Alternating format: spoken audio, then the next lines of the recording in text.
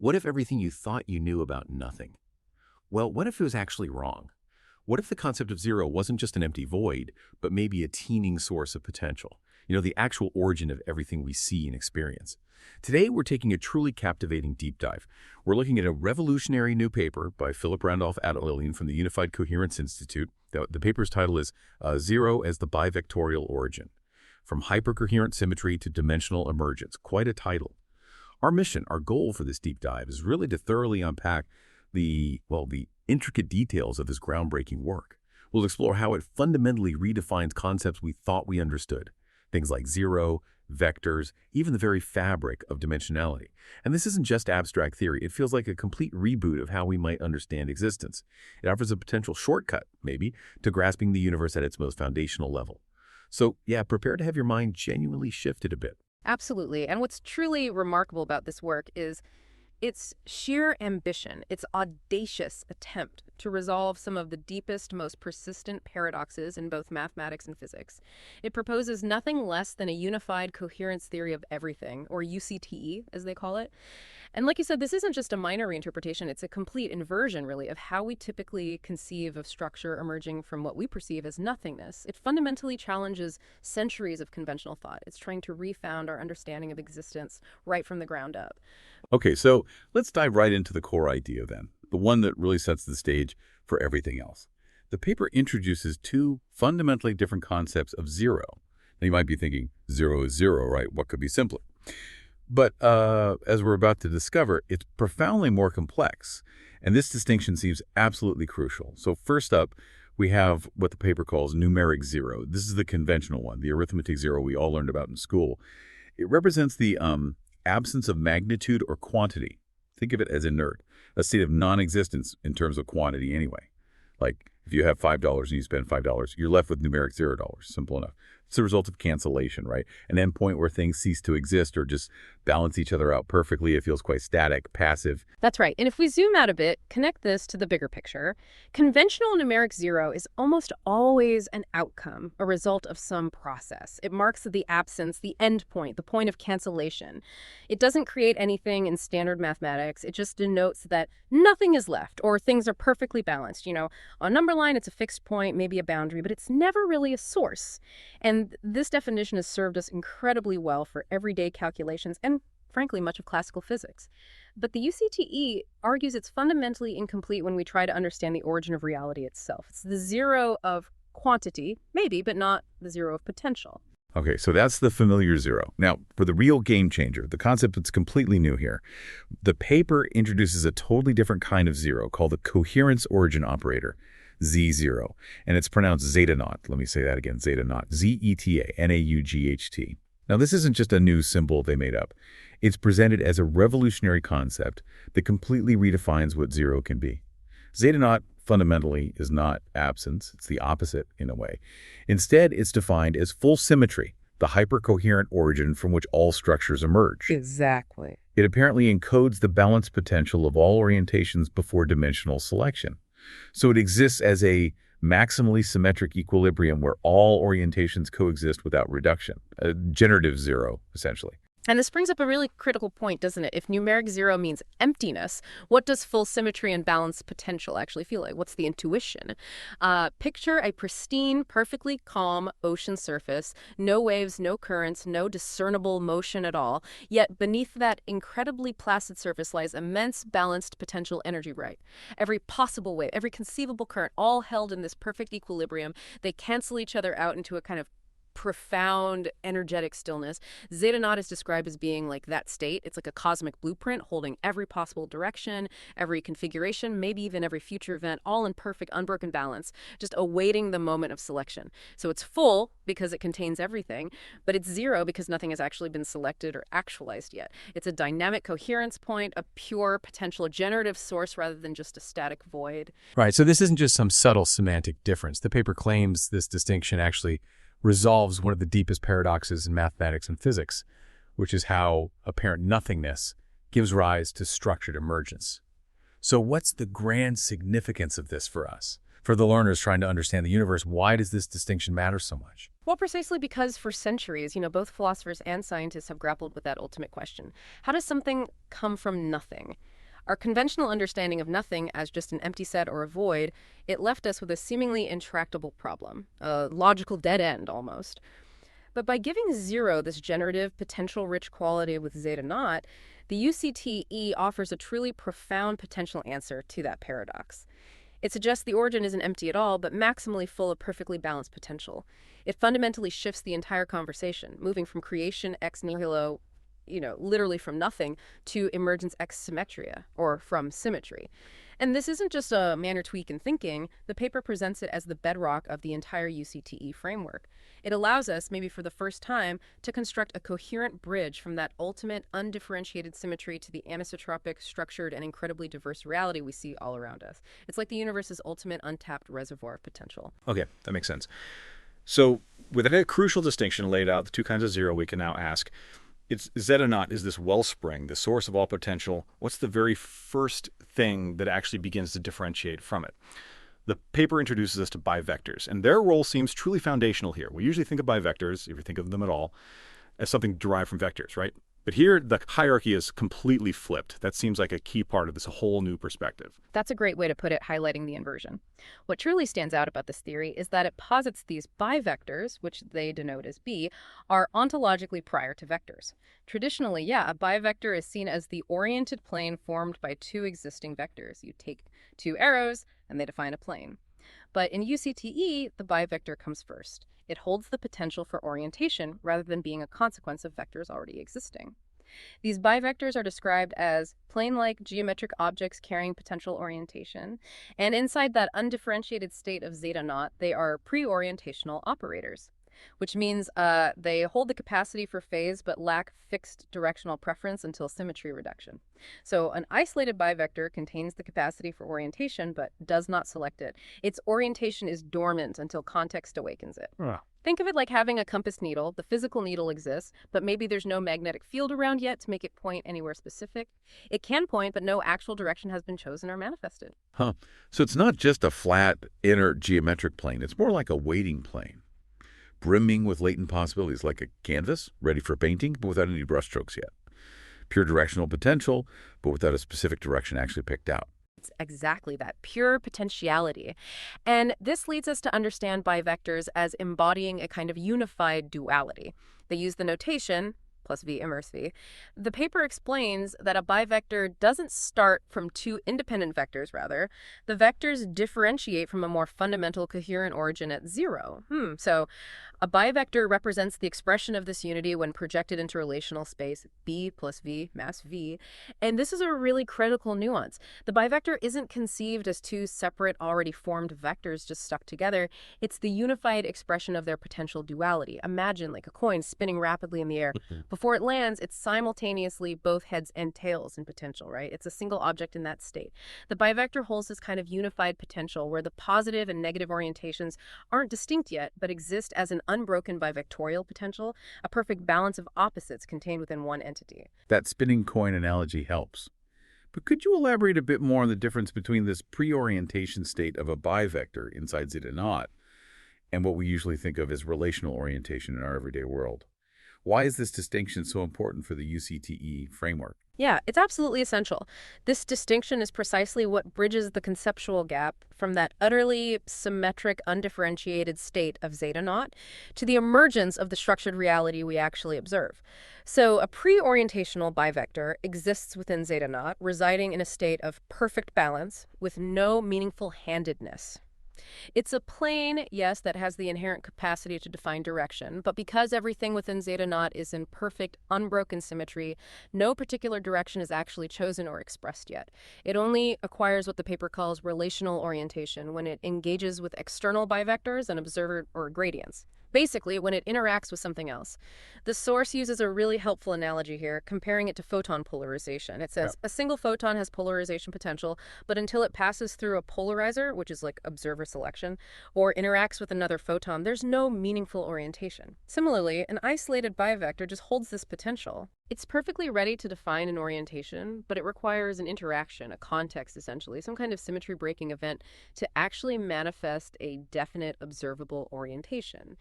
This leads them to call bivectors the perfect phase capacitors. They effectively store the capacity for phase for orientation. Think of it like having all the ingredients for a meal perfectly prepped and organized in containers. The bivector holds all these potential ingredients for orientation. But the cooking, the act of actually giving it a specific observable direction, only happens through an interaction, through a break in that perfect initial symmetry. Okay, so we have Zeta Naught, the origin of pure potential, and then these bivectors, these planes of latent possibility. How do we get from that incredible perfect symmetry where nothing is distinct to the distinct directions, structures, and, well, the reality we experience? What's the catalyst? What's the spark that makes things actually happen in this framework? That spark, that catalyst, is what the UCTE framework calls observation. And observation immediately leads to symmetry reduction. The paper states that observation, interaction, or coupling between bivectors induces symmetry reduction. And this causes these bivectors to essentially collapse into vectors. Crucially, the observer function in UCTE is a coherence selection operator that reduces it into a vector pair plus naught, usually denoted n hat for a unit vector. So this is where the universe, in a manner of speaking, starts making choices. The observer isn't just passively watching some pre-existing reality unfold, they're actively participating in the collapse of that symmetric potential into defined states. It's framed as an active selection process, not just passive detection, that breaks the perfect undifferentiated balance of Zeta Naught. That notion of active selection. It really does sound a lot like the observer effect in quantum mechanics, right? Where the act of looking at something fundamentally changes it. How deep does this UCTE framework go in paralleling that? Or maybe even providing a deeper explanation for that phenomenon? You've definitely hit on a crucial connection there. If we link this to the bigger implications for quantum mechanics, this UCTE framework offers what looks like a powerful, generative explanation for exactly that kind of interaction. The act of observation in this model isn't just about seeing what was already there. It's about actively selecting and reducing the infinite, undifferentiated potential of Zeta Naught into a specific observable reality. And this reduction generates that positive and negative vector pair plus Sandberg. And it's important to understand, this isn't portrayed as just an arbitrary splitting into two random vectors. The paper clearly states that the resulting plus vector pair isn't random, it's generated via a rotor. This shows they are not independent objects created separately, but rather two relational expressions that emerge from a single bivectorial origin. It's described as a fundamental generative process where the inherent potential of the bivector is actualized into a directional pair through rotation. Okay, and once that profound act of symmetry reduction happens, once we actually have these distinct vectors, what exactly do they represent within this UCTE framework? How do they relate back to that underlying coherence you mentioned? Right. Once reduced, the resulting vectors, denoted V, are no longer seen as primitive arrows in empty space.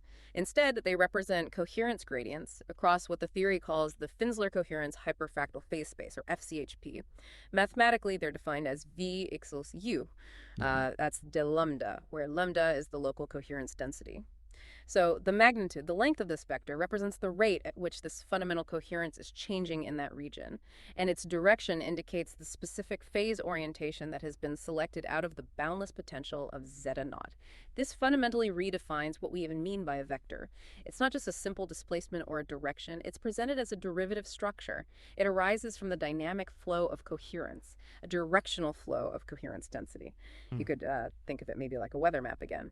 An arrow showing wind direction also implicitly indicates the gradient of air pressure, where the pressure changes most steeply and in what direction. Here, it's not pressure changing, but the intensity or density of coherence. And this whole process marks a pivotal, profound shift from isotropic coherence, which is that pure, undifferentiated symmetry, to anisotropic structure, which means reality now has selected directions and discernible gradients. We've moved from a perfectly balanced featureless state to a reality full of distinct patterns, flows, and structure. You mentioned the Finsler coherence hyperfractal phase space, FCHP again there.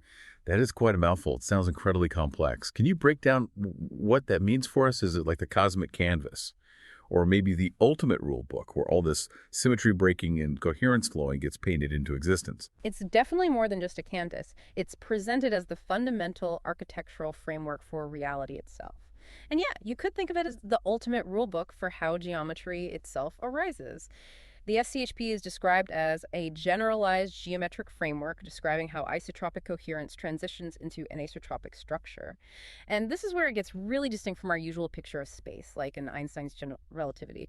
In standard Riemannian geometry, the thing that measures distances and curves in space primarily depends on your position where you are. But in FCHP, the metrics are explicitly direction dependent. This means the very texture or stretchiness of space, the actual rules of its geometry, can change depending on the direction you're looking at, the local coherence density, and even the gradient of that coherence. So it's not a static, inert container for reality. It's portrayed as a living, dynamic geometry, constantly being sculpted by the flow of coherence and the specific choices made through symmetry reduction.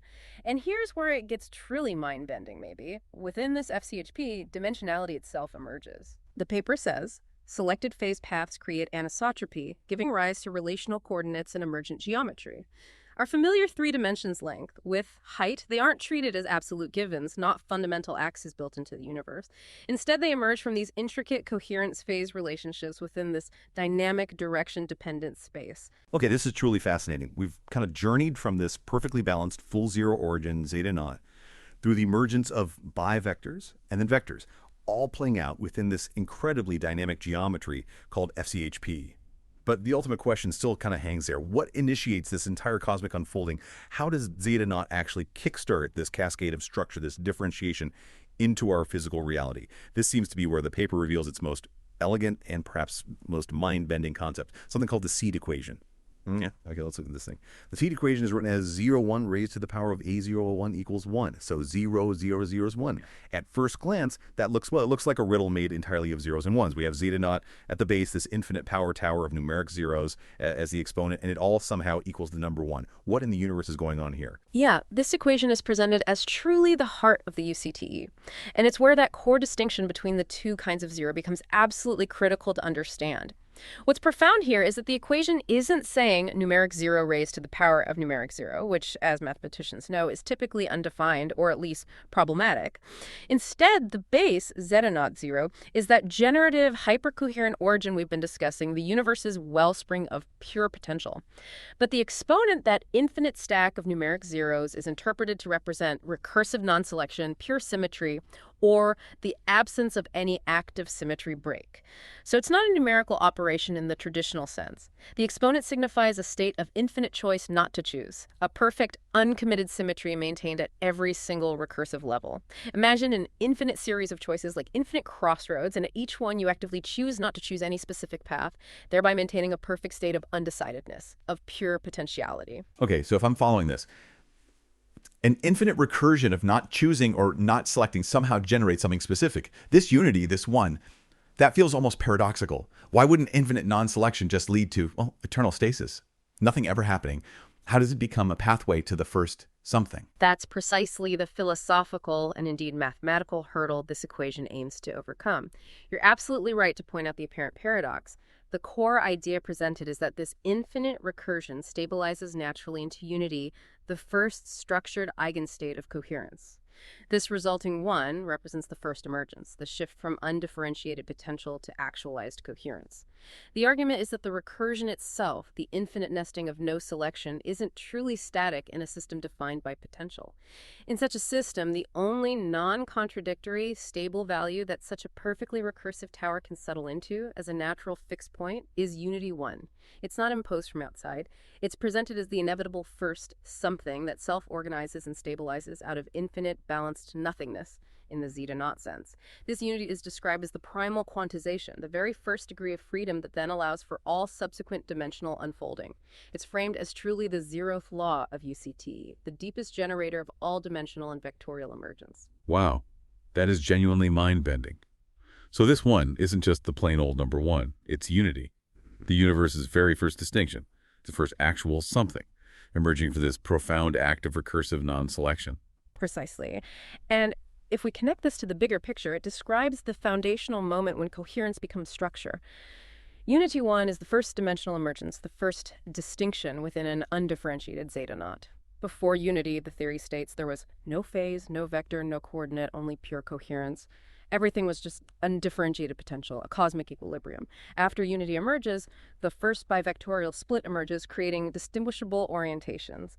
This one is the initial coherent imbalance, the very first choice made within the profound symmetry of Zeta Naught. It establishes the phase capacity for directions to even exist. And from this single act of unity, the entire cascade of symmetry reduction is proposed to unfold. From Zeta Naught to pre-orientational bivectors, to observable vectors, to coordinates, and ultimately to the rich, structured dimensional universe we inhabit. It's the foundational event enabling all subsequent geometry and dynamics. Okay, this theory is clearly not just philosophical musing. It's deeply rooted in some serious mathematics. The paper provides a formal framework. So let's try and explore some of the mathematical ideas that ground these concepts. Maybe focusing on the ideas behind the math rather than getting lost in notation. How does this reimagining of zero and bivectors connect with existing mathematical tools, specifically something like geometric algebra? Yeah, what's fascinating here, and maybe lends it credibility, is that the mathematical tools largely already exist. This isn't about inventing entirely new branches of math. It's more about reinterpreting the ontological hierarchy, what comes first, and applying existing powerful formalisms in a novel way. Geometric algebra, which is also known as Clifford algebras, already defines a bivector B. It's usually seen as an oriented plane, typically formed by the wedge product of two vectors, say v1 and v2. This formalism inherently encodes the duality of directions. Swapping the order of vectors flips the sign of the bivector v1. The UCTE framework is presented as completely compatible with this existing math, but crucially, it flips the hierarchy. Instead of bivectors arising only after two vectors are chosen, the theory proposes that the bivectorial potential exists at Zeta Naught first, and vectors are its projected reductions. This suggests that Zeta Naught, in this mathematical context, functions more like a hidden generative operator, not just a simple null quantity. To put it into more rigorous terms, the paper shows how a bivector can be formally constructed from a chosen direction vector and its perpendicular counterpart. Think of it like defining a unique slice through space. You pick a direction that's n at, and then you conceptually find another direction exactly 90 degrees to it. The math then involves a quadrature lift and allows for a phase or gauge choice, which essentially means picking a specific orientation for that plane in space, often guided by observation or context. This mathematical definition precisely captures the idea of a plane that intrinsically contains a selected direction and its conjugate, setting up the potential for a specific orientation to manifest. It formalizes the bivector concept. Okay, so if bivectors unify these dual orientations, this positive and negative potential, how does the theory mathematically describe the dynamic relationship between, say, a positive vector and its exact opposite? You mentioned rotors earlier. Does this involve rotor dynamics? Precisely. A bivector within geometric algebra naturally acts as a generator for rotation, and this is key to how it dynamically unifies that positive and negative vector pair plus no known. The paper explains that this pair plus no can be viewed as the outcome of a rotation that's a 180-degree rotation of the vector, driven by the bivector itself. Imagine the bivector as defining the axis of a spinning wheel. If you have a spoke, or a vector tear, pointing in one direction, a 180-degree rotation generated by that bivector will cause the spoke to point in the exact opposite direction. This mathematical operation, using rotors, shows that the bivector isn't just passively holding two opposite vectors, it's actively generating the dynamic relationship between them through rotation. It unifies them as two sides of the same rotational coin. This rotor concept is absolutely foundational in geometric algebra for understanding rotations and spin, and here it directly validates the UCTE's core concept of a bivector as unified midovector through a dynamic rotational process. Got it. And this central idea of Zeta Naught as a full zero, holding all potential, how is this concept of zero as a balanced sum of all bivectors formally expressed in the math? How do you write full but zero mathematically? Okay, so at the ultimate coherence-origin, Zeta Naught, the average of all possible bivectors is indeed zero. Mathematically, this is expressed as would ZO sitting 0 equals 0. The angle brackets denote an average. This is the precise mathematical expression of full symmetry. It means no single orientation or plane dominates. Everything cancels out perfectly on average. However, and this is absolutely crucial, it also holds what's called an isotropic bivector variance. This is expressed as would B is 0, 1. That's the average of the bivector tensor product with itself. What this means is that while Zeta Naught has no preferred plane or direction, its average orientation is 0, the potential for all orientations is robust, vibrant, and perfectly balanced. The variance is non-zero and uniform in all directions, so it's not a static 0, it's a dynamical coherence point. The paper calls it a bivectorial resonance hub where all counter-rotational states perfectly balance out. So while the net effect, the average orientation, is 0, the activity and the potential within it are maximal and equal in all directions. Like that infinite tug of war, again, the rope doesn't move, average is 0. But the underlying energy and potential variance are immense. That's a really subtle but powerful mathematical picture. It sounds incredibly sophisticated, and it's starting to feel like it could genuinely connect to some very fundamental parts of physics we already grapple with. Are there direct links to standard physics? For example, things like spinors and polymatrices, which are essential for describing quantum spin. Yes, absolutely. And this is where the theory really starts to look potentially unifying, not just speculative. It's more than just a connection. It's presented as a profound unification.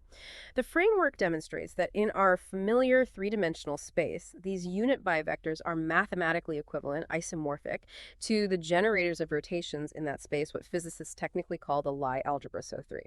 And critically, these SO3 generators can be directly identified with the polymatrices. These matrices are the fundamental mathematical tools physicists use to describe quantum spin, particularly for spin particles like electrons. So this means the UCTE's core idea of a bivector as unified Richter provides a natural geometric primitive for understanding spin physics.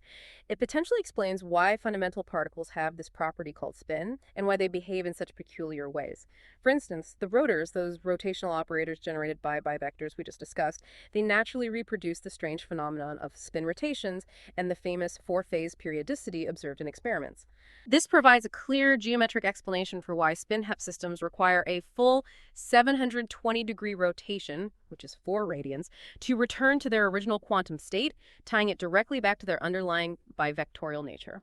It's not just an abstract rule, it's a consequence of the geometry. This is a really powerful integration, showing how UCT's fundamental construct seem to align with and potentially provide deeper insight into well-established, experimentally verified quantum phenomena. That is truly mind-bending, seeing how these abstract geometric ideas could have such concrete connections to the quantum world. What about dynamics and evolution over time? Does the paper propose any specific coherence flow equations? And does it discuss potential practical uses for this mathematical framework, beyond just deepening our theoretical understanding? Yes, the theory isn't just static, it aims to describe dynamics as well. The paper proposes what it calls minimal coherence flow equations. These equations are designed to describe how these bivector fields dynamically evolve over time within that FCHP framework. The main equation looks something like B all H B B plus E. Let's break that down quickly. E B dot represents the rate of change at the bivector field over time. The term HB involves a commutator with a bivector-valued Hamiltonian H, which drives precession, basically, pure rotational motion or wobble of the bivector's orientation. The term EB represents decoherence, governed by a rate gamma. This describes how quickly these structured bivectors tend to lose their distinct orientation and relax back towards the isotropic zero mean state of Zeta Naught due to interactions with the environment. And finally, plus EAT represents pump or noise terms, things like random vacuum fluctuations or external fields that might kick the bivector field. So these equations provide a dynamic model for how bivectors might interact, evolve, and decay within the FCHP. As for practical uses, this mathematical framework seems to offer several potentially powerful avenues, both for theoretical advancement and maybe even future technological innovation. First, it offers a clean separation of content versus gauge.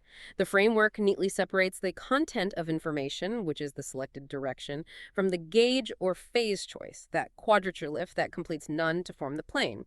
The bivector packages them together elegantly, which could be incredibly useful for avoiding ambiguities in modeling complex quantum systems. Second, spin and qubit control. This is highly relevant to quantum computing. Precise manipulation of qubits is absolutely paramount there. The ability to design control pulses and operations using rotors built directly upon this unified plus vector concept derived from bivectors could potentially lead to incredibly precise qubit manipulation and more efficient quantum algorithms. That Wada vector unity idea provides a natural fundamental primitive for designing these quantum operations. Third, geometric phase, often called the Berry phase. This framework offers a very natural explanation for it. The geometric phase is this extra phase shift a quantum system picks up when it's cycled through different states. The theory shows that if a direction vector Sogren traces a closed loop in space, the accumulated spinor phase is exactly half the solid angle enclosed by that loop. That factor of half is a direct and elegant signature of the underlying bivectorial spin half-nature, linking the theory directly to observable quantum interference effects. And fourth, perhaps most ambitiously, it offers a field unification sketch. The framework suggests a way to potentially unify the fundamental forces of nature. It treats the gauge excitations, which mediate these forces, as different coherence-selected bivector strata. For instance, the U1 symmetry of electromagnetism might correspond to a simple plane phase bivector. More complex symmetries like SU2 for the electroweak force and SU3 for the strong nuclear force could potentially be viewed as coupled bivector triplets or octets, respectively. This provides a conceptual pathway towards a deeper, more unified understanding of the fundamental forces, seeing them as emerging from hierarchical coherence reduction originating from Zeta Naught. Okay, this theory really does offer a truly radical new way to look at the very foundations of our universe. Stepping back a bit, what are the biggest, most profound implications for how we understand reality and the fundamental laws of physics, especially when we think about really mind-bending phenomena in quantum mechanics? Well, if we connect this to the bigger picture, the UCTE framework allows quantum spin and entanglement to be fundamentally reimagined. It's quite a shift. The theory posits that a spinor state, the mathematical object describing fundamental particles like electrons, is inherently bivectorial in nature. Before any measurement or interaction, the quantum state effectively lives at Zeta Naught, holding all possible orientations simultaneously in that state of maximal symmetry. Then, upon reduction, that act of observation or interaction we talked about, an observer selects one specific vectorial projection, like the coin landing heads. However, the underlying bivectorial structure, the potential for both outcomes, remains globally coherent, and therefore, particles originating from the same bivectorial source remain entangled. This offers a potentially deeply satisfying explanation for spooky action at a distance. It suggests it's not non-locality in the sense of faster-than-light communication between separated particles. Instead, it's portrayed as a shared fundamental coherence that persists from their common bivectorial origin. Two correlated spins aren't communicating. They are simply coherence-correlated projections of a shared bivectorial origin. They are drawing from the same well of potential. This framework could fundamentally alter our understanding of how quantum information is stored and related. It positions entanglement not as some weird, mysterious connection, but as a natural, inherent consequence of sharing a common bivectorial source, a unified origin in Zeta Naught. That is a huge, potentially paradigm-shifting perspective on entanglement. Wow, what about the vacuum? The empty space that supposedly fills the universe and is so critical in quantum field theory. How does the UCTE reinterpret that? Right. The UCTE proposes a fundamentally structured vacuum. This is another major departure. In this theory, the quantum vacuum is reinterpreted not as mere emptiness, or even just a ground state field buzzing with virtual particles. It's reinterpreted as Zeta Naught itself, a structured coherence operator holding all possible phase orientations before selection. This is a significant shift from conventional physics, where the vacuum is often seen more as a black line, an empty stage, or maybe a field from which energy or particles can pop in and out of existence. And this brings up a critical point, a really exciting possibility. Could this potentially explain some of the biggest mysteries in cosmology, like dark energy or the nature of zero-point energy? Instead of a zero-point field being some kind of empty baseline energy, it becomes this dynamic generative source, Zeta Naught, a seething ocean of perfectly balanced bivectorial symmetry. The vacuum, in this view, is incredibly alive with potential, a state of maximal isotropic coherence, rather than just a void. It's the silent underlying orchestrator of all emergence. And how does this incredibly deep coherence framework relate to the fundamental forces of nature, the ones we currently describe using things like gauge symmetries? Yeah, the fundamental forces. The theory proposes that gauge symmetries like U1 for electromagnetism, SU2 for the weak nuclear force, and SU3 for the strong nuclear force actually emerge from coherence-selected bivector strata. This links them back to a zero-origin coherent stratification. The idea is that these forces represent specific patterns or layers that arise from the initial maximal symmetry of Zeta Naught as it breaks down. Each gauge boson the particles that mediate these forces, like Photons, W and Z, bosons, gluons is linked in this theory to a particular bivectorial resonance or configuration. This offers a deeply unified and potentially elegant route towards unifying the electroweak and strong interactions. It suggests viewing them not as fundamentally disparate forces, but as different stages or cascades of symmetry reduction originating from Zeta Naught, a much deeper underlying hypercoherent symmetry. So to answer your earlier thought, host speaker, yes, the fundamental forces of nature are pictured here as different splits or differentiations from that initial perfectly balanced coherence.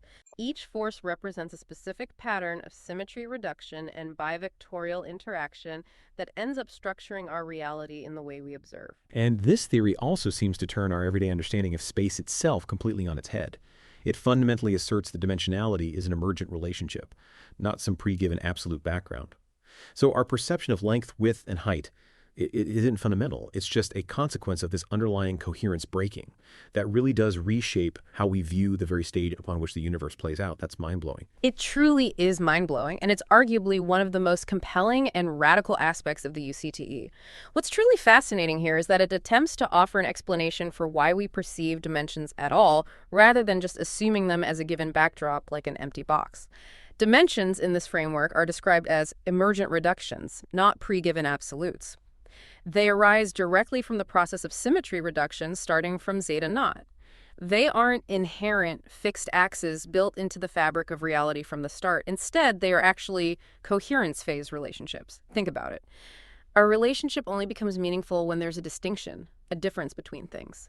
As Zeta Naught's perfect symmetry is broken, these first distinctions create this space, if you will, for relationships to form between different aspects of reality. Coordinates, our familiar way of pinpointing locations, x, y, z, are described as being second-order emergence. This means they arise only after these initial phase relationships have been established through coherence breaking. So the very fabric of our perceived reality, its extensibility, its structure of here versus there, is presented as an after effect of coherent selection, not a pre-given container.